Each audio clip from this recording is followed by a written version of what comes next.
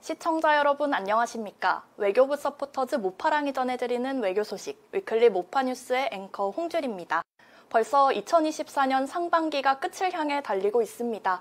그래서 준비한 오늘의 모파뉴스는 2024 상반기 외교 이슈 총정리인데요.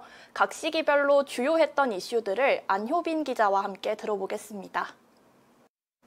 네, 안효빈 기자 안녕하세요. 안녕하세요.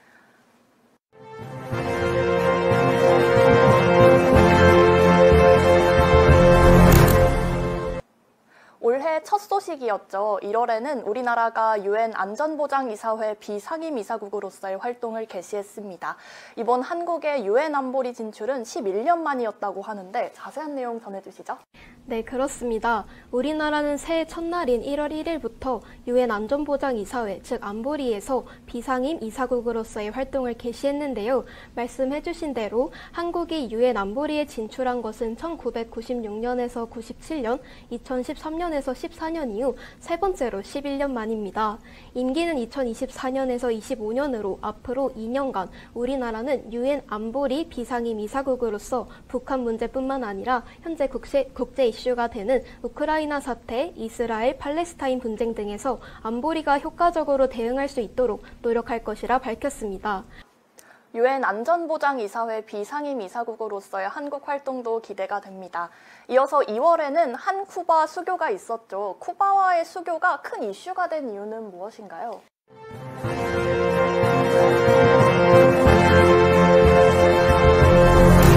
네, 2월에는 우리나라의 193번째 수교국으로 중앙아메리카 카리브해 서부에 위치한 쿠바와 수교를 맺었는데요. 쿠바는 북한의 형제국이자 대표적인 공산주의 국가로 그동안 수교가 이루어지지 않았습니다. 올해 2월 미국 뉴욕에서 양국 UN 대표부가 외교 공안을 교환하는 방식으로 공식 외교 관계를 수립했습니다. 또 지금까지의 활발한 문화 교류가 양국 간 우호 인식을 확산시켜서 이번 수교에 기여했다는 주장 또한 존재하는데요. 쿠바와의 수교를 통해 양국 간 경제 협력뿐만 아니라 쿠바를 방문하는 한국인에게도 영사 조력을 제공할 수 있게 되었습니다.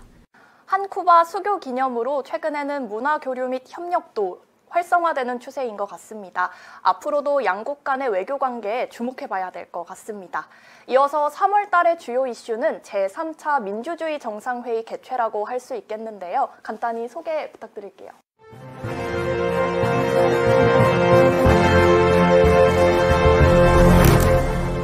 네, 민주주의 정상회의는 미국 바이든 대통령 주도로 2021년 출범한 회의체로 이번 3차 민주주의 정상회의는 미래 세대를 위한 민주주의를 주제로 개최되었습니다. 미래의 주역인 세계 청년들에게 민주주의에 대한 확신을 심어준과 동시에 그들의 목소리를 적극적으로 듣고 반영하는 기회의 장이었습니다. 미국 이외의 지역에서 개최된 최초의 회의이자 한국이 주최했다는 점에서 의의가 있는데요.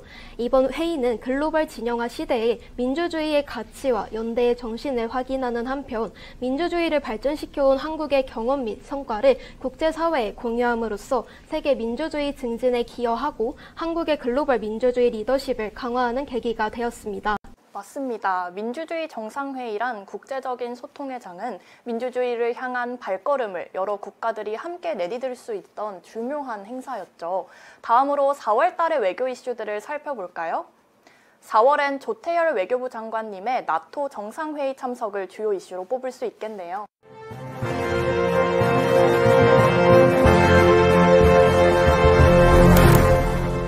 북대서양 조약기구 나토 창설 75주년 기념으로 외교장관 회의가 4월 달에 개최되었고 본 회의에선 우크라이나 지역 문제를 비롯해 러북 군사협력 등 유럽과 인태지역 안보에 대한 논의를 진행하였습니다.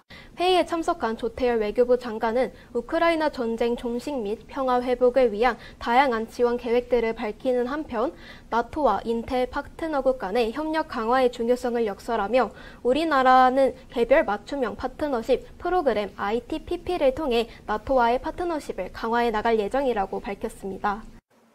맞습니다. 회의에 참석한 나토 회원국들은 인테 파트너국들과의 협력의 중요성에 공감을 표하기도 했죠.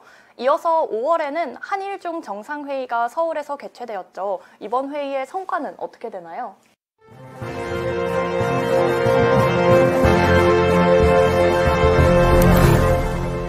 네, 지난 5월 27일 서울에서는 제9차 한일중 정상회의가 열렸는데요. 윤석열 대통령과 기시다 후미오 일본 총리, 리창 중국 총리가 한자리에 모여 3국 협력의 모멘텀 강화에 함께했습니다. 3국 정상은 공동선언도 발표했는데요. 인적 교류, 기후변화 대응, 경제 통상, 보건 고령화, 과학기술 및 디지털 전환, 재난안전 등 6대 분야에서 미래지향적 실질 협력을 확대할 것을 합의했습니다. 대표적 인적교류 프로그램인 캠퍼스 아시아 사업을 적극 지원해 어린이 동아교류대회, 주니어 종합경기대회뿐만 아니라 7월 7일까지 모집 중인 제11차 한일중 대학생 외교캠프 등도 강화하기로 합의했습니다. 올해 상반기에는 정상회의가 많았던 것 같은데요. 한일중 정상회의에 이어 6월에는 한아프리카 정상회의도 개최되었죠.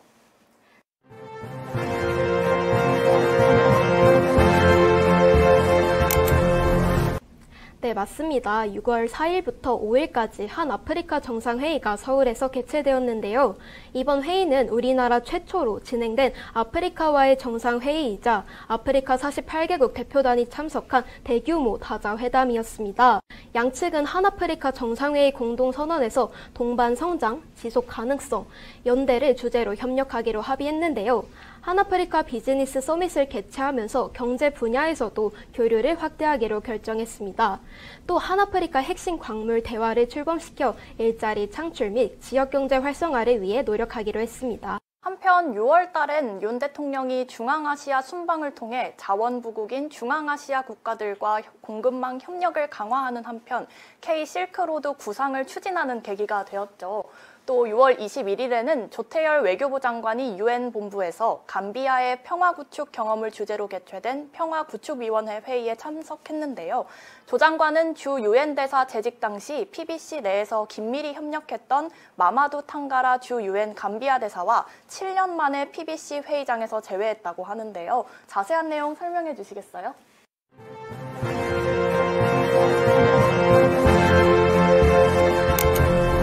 네, 2016년, 22년 만에 정권 교체를 이룬 감비아가 정치 경제적 안정, 평화적 전환을 위해 국제사회의 지원을 필요로 하던 상황에서 당시 PBC 의장이셨던 조태열 외교부 장관님이 감비아에 대한 PBC 차원의 지원을 성공적으로 조율했었는데요.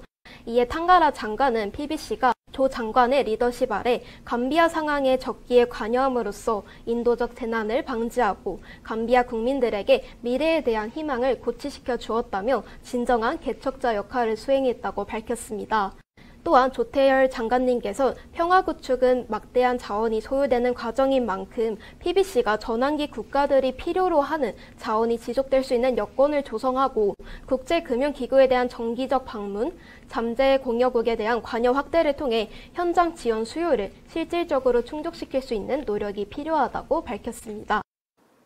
이렇게 2024년 상반기 주요 외교 이슈들 안효빈 기자와 함께 살펴보았는데요. 국제적인 흐름을 파악하는 데 도움이 되셨길 바라며 하반기 이슈들도 저희 모파뉴스와 함께 해주시길 바랍니다. 외교부 서포터스 모파랑이 전해드리는 외교 소식, 위클리 모파뉴스 오늘 저희가 준비한 소식은 여기까지입니다. 시청해주신 여러분 고맙습니다.